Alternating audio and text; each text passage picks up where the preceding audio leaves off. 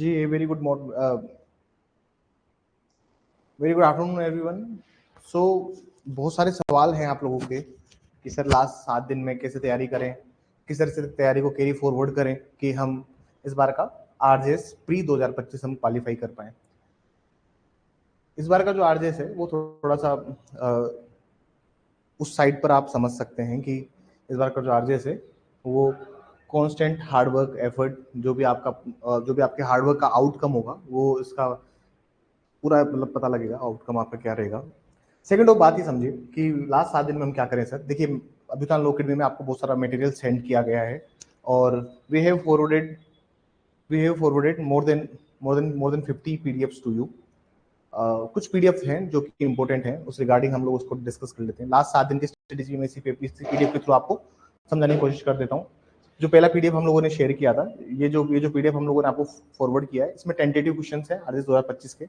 तो इसमें हम लोगों ने एक ओवरऑल एनालाइज किया हुआ है कि किस ईयर में कितने सवाल पूछे गए हैं। और ये पीडीएफ आई थिंक 1 महीने पहले ही आप लोगों को, जो अपने संस्था के छात्र हैं उनको 1 महीने पहले, या जो टेस्ट सीरीज के बच्चे हैं उनको भी 1 महीने पहले दिया जा चुका है। तो रफली कितना एस्टिमेट रहेगा तो उस हिसाब से आप समझ पाओगे कि किस सब्जेक्ट को कितना वेटेज देना है और किस सब्जेक्ट को आपको कितना टाइम दिया जाना चाहिए, कितना टाइम हमें उसको सब्जेक्ट को दिया जाना चाहिए। हिंदी और इंग्लिश में भी हमने टेंटेटिव क्वेश्चंस मिल थे, ये प्रीवियस ईयर का एनालाइज करके हम लोगों ने सवाल इसमें मार्क किए हैं कि कितने सवाल जो हैं इसके अप्रोक्स आपको तैयारी करनी चाहिए। और लास्ट के 7 दिन ये जो पीडीएफ है, इस पीडीएफ के थ्रू आप जाइए, लास्ट 7 दिन इस पीडीएफ के थ्रू आप जाइए, इस पीडीएफ के थ्रू आप अप्रोच कीजिए इस एग्जाम को, और तो उससे आपको थोड़ी हेल्प मिलेगी। अब बिल्कुल लास्ट 7 दिन में क्या होना चाहिए क्या नहीं होना चाहिए, एक पीडीएफ और मैंने आपको शेयर किया था, उस पीडीएफ को मैं आपको दिखा देता हूँ। एक पीडीएफ मैंने ये शेयर किया था कि सर कौन से सेक्शन है जो इंपॉर्टेंट है। अब rice and land revenue 280 section है सर, वो पूरा पढ़ने में कोई सेंस है? तो सर उसके लिए पूरा एक पीडीएफ आप लोगों को फॉरवर्ड किया गया था। इसमें बीएनएसएस या सीआरपीसी, उसमें क्या चैप्टर इंपॉर्टेंट है, कौन सेक्शन है, सीपीसी के कौन से ऑर्डर के कौन सा रूल इंपॉर्टेंट है एग्जाम के पॉइंट ऑफ व्यू से, ये भी ऑलमोस्ट 1 महीने पहले आपको भेजा जा चुका है। अब एक को इसके साथ हम लोगों ने आपको 2022 की लिस्ट, 23 की लिस्ट, 24 की लिस्ट, 25 की लिस्ट, अब तक जो केसेस हैं वो सारे भेजे जा चुके हैं।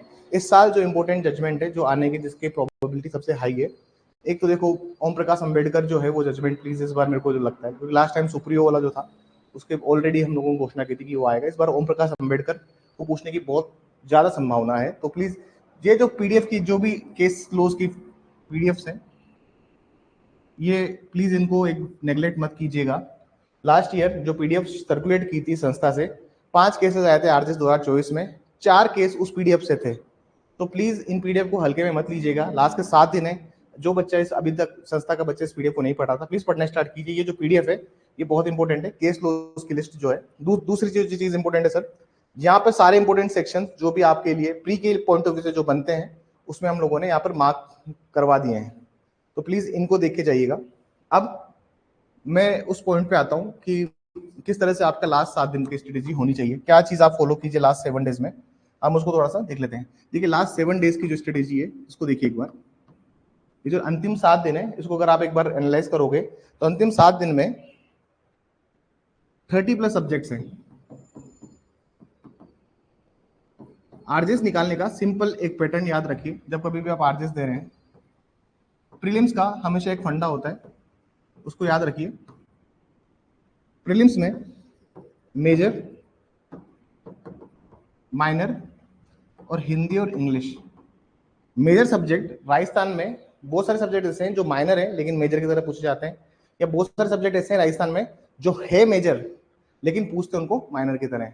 मेजर सब्जेक्ट में क्या क्या है सर, मैं पुराने वाले नाम ही लिखता हूँ एक बार। आईपीसी, सीआरपीसी, एविडेंस, सीपीसी, ये सारे मेजर सब्जेक्ट्स हैं। ये सारे मेजर सब्जेक्ट्स हैं। इस साल क्या सब्जेक्ट है जिससे सबसे ज्यादा सवाल पूछे जाएंगे, तो सर वो सब्जेक्ट बनेगा या तो बीएनएसएस, सीआरपीसी या फिर आईपीसी। इन 2 सब्जेक्ट से सबसे ज्यादा सवाल इस बार पूछे जाएंगे, क्योंकि last year they have asked CPC, they have asked CPC. इन 2 में मेजर चेंजेस हुए, तो ज्यादातर सवाल यहाँ से पूछे जाने की संभावना है। दूसरी बात आप ये बात, एक और बात समझिए, लास्ट 7 दिन में आपको क्या करना है sir. IPC, CrPC, evidence, CPC, constitution.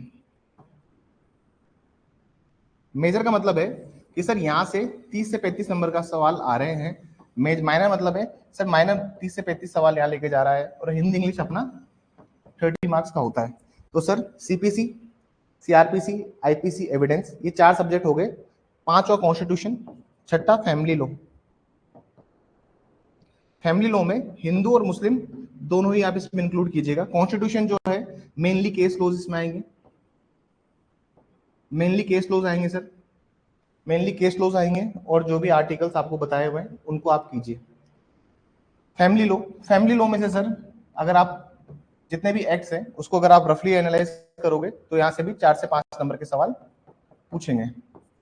दूसरा रेंट कंट्रोल, कोर्ट फी और रेवेन्यू।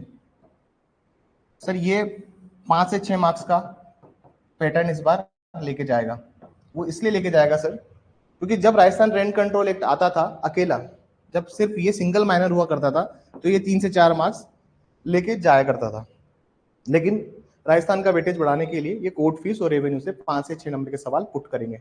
तो प्लीज इस बात को भी मेक श्योर कीजिएगा इस बार के आरजेएस के अंदर कि मेजर अगर आप पढ़ रहे हो तो मेजर में से आईपीसी, सीआरपीसी, एविडेंस और सीपीसी तो है ही, उसके अलावा कॉन्स्टिट्यूशन, फैमिली और ये राजस्थान के 3 माइनर, इनको थोड़ा सा मेजर की तरह ट्रीट कीजिएगा, इनको थोड़ा मेजर की तरह ही ट्रीट कीजिएगा, ठीक है।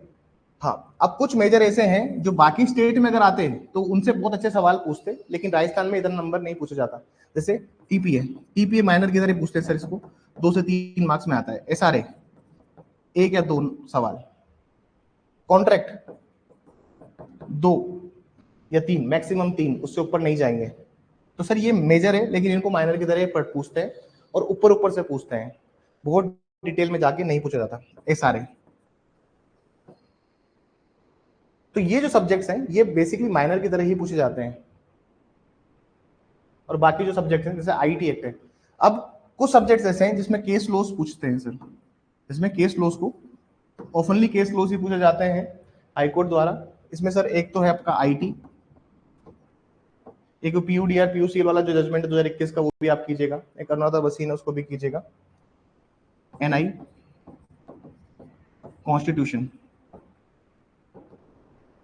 और एक हिंदू मैरिज एक्ट इस बार आप मान लीजिए, मतलब जो भी फैमिली लॉ है उससे कोई क्वेश्चन केस लॉ का पूछा जाए तो पूछा जाए। जितनी पीडीएफ आप लोगों को सप्लाई की गई है, जितनी पीडीएफ आपको प्रोवाइड की गई है, प्लीज उसके ऊपर बिल्कुल आंखें बना के रखिए, उसको बार बार रिवाइज कीजिए, सवाल उसी में से बैठेगा।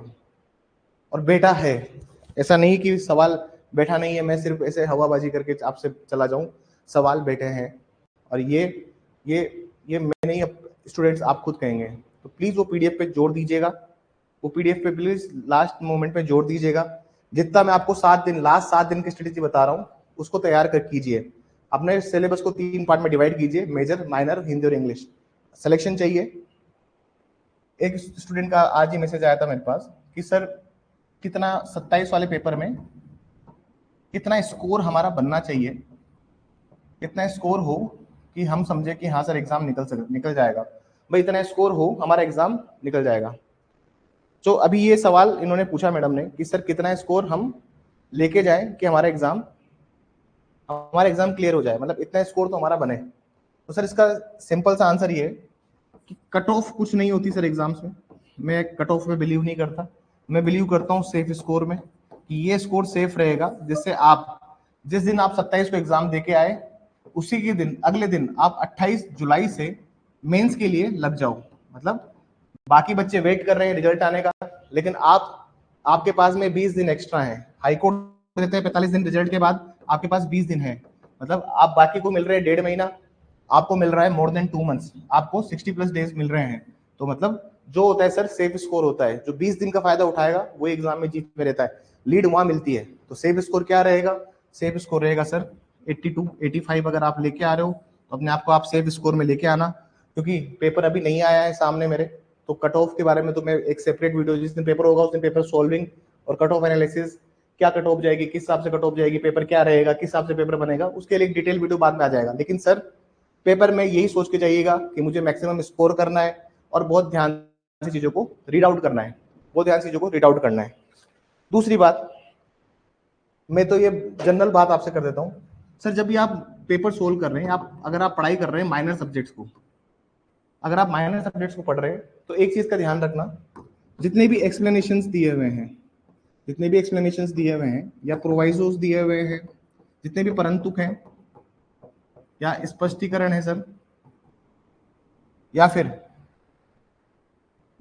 जितने भी एक्सप्लेन, या फिर अगर अलग से कोई स्पेशल प्रोविजन दिया हुआ है तो सर उसको जरूर पढ़िएगा, क्योंकि हाईकोर्ट की एक आदत रहती है, वो सवाल मैक्सिमम यहाँ से उठाता है, हाईकोर्ट सवाल मैक्सिमम यहाँ से उठाते हैं। तो प्लीज इस चीज को मेक श्योर कीजिएगा, अगर आप माइनर सब्जेक्ट्स को लेके जा रहे हो, अगर आप माइनर के सब्जेक्ट को पढ़ रहे हो या डायरेक्ट से पढ़ रहे हो, तो सर ये चीज पेपर जो है सर 70 मार्क्स का अगर लो आ रहा है तो आप ये याद रखिए कि 62 to 65 क्वेश्चन जो होंगे वो सिर्फ डायरेक्ट के ही आएंगे सर। कुछ प्रॉब्लमेटिक इसमें जो हमने जो छोड़ा है, हमने 5 से 8 नंबर के सवाल को एक्सक्लूड किया है, इसमें केस लॉ मान लो, कुछ प्रैक्टिकल सवाल इन लोगों ने बना के दिया वो आप मान लो, और कुछ आईओएस के सवाल मान लो, उसको आप छोड़ दीजिए, उस वाले पार्ट को आप छोड़ दीजिए। 62 से 65 नंबर का पेपर बैरेक्ट से आएगा, प्लीज बैरेक्ट पे कमांड रखिए, और लास्ट 7 दिन यही करना है, आइडेंटिफाई करो, चूज करो और खत्म करो सब्जेक्ट को। बहुत सारे बच्चों को ये भी सवाल था कि सर क्या कोई एक्ट हम छोड़ सकते हैं? सर देखो एक्ट बहुत सारे हैं, समय उतना मिला नहीं क्योंकि सब सिलेबस चेंज हुआ था, तो टेंटेटिवली समय ज्यादा देना चाहिए था। अब वो जो भी था उस बारे में हम लोग बात नहीं करते, तो सर क्या कुछ सब्जेक्ट्स हैं जिनको हम छोड़ सकते हैं? क्या कुछ सब्जेक्ट्स हैं जो हम बिल्कुल स्किप कर सकते हैं? हाँ कर सकते हो। एक्सरसाइज को छोड़ना है छोड़ दो, 1-2 नंबर का आएगा, छोड़ना है छोड़ दो। एक्सरसाइज बहुत एक उसकी लैंग्वेज थोड़ी वो है, मतलब एक बहुत इजी टू अंडरस्टैंड नहीं है। जिन बच्चों ने एपीओ नहीं दिया उन बच्चों को तो अभी एक्सरसाइज में थोड़ा सा परेशानी हो रही होगी। एक अगर आपको छोड़ना है तो आप जिस एक्ट को छोड़ सकते हैं, आप राजस्थान लैंड रेवेन्यू को चाहें तो आप स्किप कर सकते हैं, लैंड रेवेन्यू का आप स्किप कर सकते हैं, लेकिन ये पार्टनरशिप्स होगा, एसआरए कॉन्ट्रैक्ट, ये इन सब्जेक्ट्स को मत छोड़िएगा। आईटी एक्ट में सिर्फ केस लॉस पढ़िए, और जो पेनल्टीज वाले प्रोविजन है 66 A B C D E F, cyber terrorism हो गया या फिर जो भी उसके साथ वाले प्रोविजंस हैं, आप उन प्रोविजंस को प्लीज पढ़िए। इंटरमीडिएटरी कहाँ पे एग्जाम्प्ट है लायबिलिटी से, आप उसको पढ़िए, मेनली सवाल वहीं से पुट ऑन होता है, तो आप उसको प्लीज ध्यान रखिए। और यही मेरी लास्ट 7 दिन की आप लोगों को एडवाइस है सर, और अच्छे से तैयारी कीजिए। एक मैं अलग से वीडियो बना दूंगा लास्ट मोमेंट के लिए जो आपको हेल्पफुल रहेगा टू द नेक्स्ट क्लासेस, ठीक है? तो ये मेरा एक जनरल ओवरव्यू था, मैं आपको सेफ स्कोर ऑलरेडी बता चुका हूँ, केस लॉस की लिस्ट मैं आपको ऑलरेडी भेज चुका हूँ, उससे प्लीज निकाल के चलिएगा। हिंदी इंग्लिश की बात मैं कर लेता हूँ सर अब आपसे, लास्ट बात है हिंदी इंग्लिश की। देखिए इस बार बहुत डिसाइडिंग है हिंदी इंग्लिश, जो बच्चा इजीली 28 लेके आ रहा है, 29 लेके आ रहा है, उसको लो में इतनी डिफिकल्टी नहीं आएगी और फाइनल कट ऑफ भी उसका इजीली क्लियर होगा। ये याद रखिए, अगर आपका हिंदी इंग्लिश का कोई पार्ट कमजोर है तो मैक्सिमम क्वेश्चंस कीजिए, instead of watching videos on YouTube जो एमसीक्यू सोल्व करवा रहे हैं, instead of watching YouTube videos, आप क्या कर सकते हैं सर, आप वो लेक्चर्स को जाइए जहाँ पे कंसेप्चुअल डिस्कस किया जा रहा है। एमसीक्यू तो बहुत सारे सब लोग सोल्व करा रहे हैं, लेकिन कंसेप्चुअल कहाँ पे कोई अगर टीचर पढ़ा रहे तो आप उसको देख सकते हैं, रूल्स कितने हैं उनको आप देख सकते हैं, पर्टिकुलर रूल्स को आप जाइए और देखिए, रिवाइज कीजिए, थोड़ी सी प्रैक्टिस कीजिए। अगर आपको लैंग्वेज में मैक्सिमम स्कोर करना है तो कोई सी भी एमसीक्यू वाली बुक से मैक्सिमम एमसीक्यूज लगाइए। लैंग्वेज विदाउट प्रैक्टिस नहीं आती सर, कोई इसका कोई रामबाण नहीं है, कोई इसका कोई दवाई नहीं है जो मैं आपको घोट के पिला दूंगा, कोई नहीं पिला सकता। प्रैक्टिस लैंग्वेज से पे सिर्फ प्रैक्टिस ही आपको जिताएगी, तो प्लीज प्रैक्टिस कीजिए, मल्टीपल एमसीक्यूज सोल्व कीजिए। आपको लगता है यूट्यूब पे कोई वीडियो है जो पर्टिकुलर उस रिगार्डिंग एमसीक्यूज बता रहे हैं और एमसीक्यूज का सॉल्यूशन भी दे रहे हैं, तो उस वीडियोस को आप देखिए, लेकिन प्लीज अभी पढ़ाई पे मैक्सिमम ध्यान दीजिए, क्योंकि यही समय है जब एग्जाम निकलता है। इस टाइम पे बहुत सारे बच्चों के कंधे झुके हुए हैं, क्योंकि बहुत सारे बच्चे हिम्मत हार चुके हैं ऑलरेडी एग्जाम होने से पहले, लेकिन अगर अभी भी कोई पॉजिटिव माइंडसेट के साथ आगे बढ़ रहा है तो उस एग्जाम को निकाल सकता है, सर। इस बार सिर्फ प्रीलिम्स टफ है, मेंस इस बार जो होगा, इस बार का जो मेंस होगा सर आप लोगों का, इस बार का मेंस बहुत सिस्टमेटिकली कॉपीज अच्छे से चेक होगी जो लास्ट टाइम नहीं हो पाई थी, तो प्लीज इस बार प्रीलिम्स निकालिए, पुरानी सब बातों को भूल जाइए, नए पे ध्यान दीजिए और प्लीज प्रीलिम्स निकालिए, ठीक है? ऑल द बेस्ट एग्जाम के लिए, और बिल्कुल घबराना मत आप लोगों की जो भी मेहनत है उसका आपको रिवार्ड डेफिनेटली मिलेगा, और मे the God watch over you, आपको भगवान आपकी मेहनत को देखे और आपको सफलता दिलाए। Thank you.